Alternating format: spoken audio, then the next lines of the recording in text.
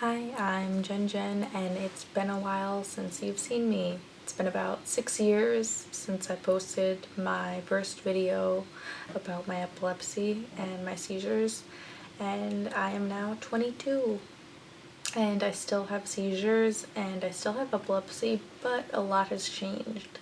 So, we have some catching up to do. And it has been 8 weeks since my last big seizure on the floor of the Grand Malls, and it has been just a few minutes since my last small seizure, but we push through. That's what we do. We do things that we have to while we have seizures. And I'm no longer on the Atkins diet, but I recommend it to all the patients that I meet and all the families, because that's what got me my seizure control and out of, the roughest part that I was in when I was completely taken over by medicals and medication side effects and constantly in the hospital and out of school. I had to go back up to 750 milligrams of Keppra XR once a day just because of the Grand Mal that I had on 500 milligrams, so they bumped me up. So it's a lot better than what I was on, considering I'm now 22 years old, and they would have me on about 4 times that amount. I moved out to Colorado. I went to school out there. I worked out there. It's one of the best places you'll ever see, one of the prettiest states in the country.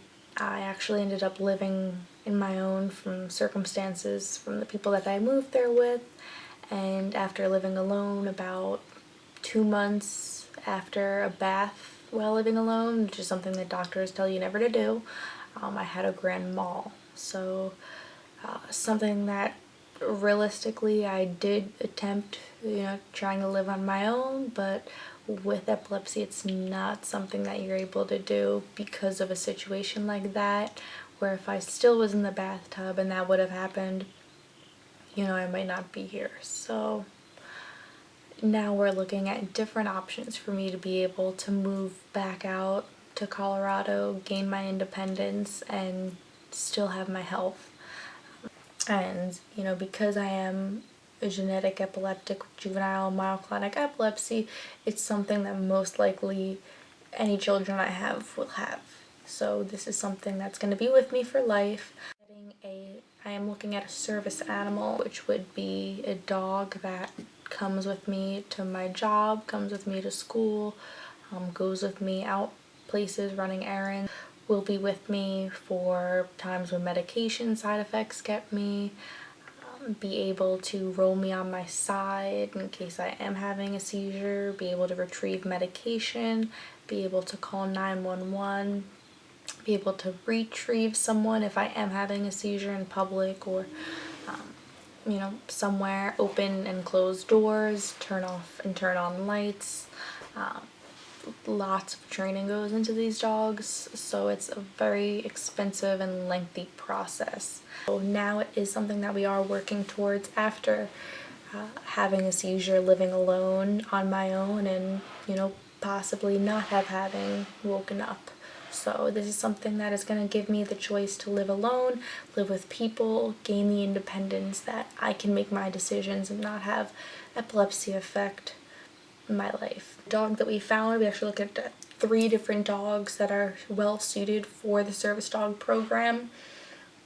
And out of the 3 that I met, one right away bonded with me as soon as I grabbed the leash. She was looking at me, she was smelling me, and I could tell that she wanted to please and serve and was ready to find out her job and do it for me and be by my side. They were all great animals, but that's just that teamwork connection that you need to have with a dog to do this kind of training. The dog is 11 months old, and so far she is trained in obedience and leash training and passed out with flying colors. So after meeting the 3 dogs, we have gotten, the numbers calculated, and for the service dog, for the training and everything, it would be $12,000. So it's definitely a large amount that, it's not going to be done by, overnight or by one person or one family. It's something that's going to have to be, it takes a village. So this is my village. So knowing that I'm gonna have to take time off my work, you know, and do this. This is something that's going to benefit myself, my future dogs, as well as my children's dogs whenever their need comes to have that service animal as well. That this dog is going to know what it's like to see me have a seizure and go through it and be prepared to, if something happens, I can stay living on my own, and this, I don't have to worry about not waking up or no one being alerted of what happened. So this dog eliminates a lot of issues with, you know, depression and anxiety with moving out and what's realistic for someone with epilepsy. If you know any organizations that are, you know, looking for someone to donate to and you want to show them my videos and, you know, my story, you could definitely, always pass this along. I don't want anyone to donate to me and, go with less groceries that week or, skip a bill. I don't want, anyone to help me, out of the kindness of their heart and then hurt themselves. So, take care of yourselves first, pass the word along. I know you guys have loved my videos and been asking about, what's been happening with me, and this is what's going on. This is what I've been doing. And I'm going to continue posting videos on my journey of getting a service dog and how it works out. So, wish me luck. Share the video, like the video, comment.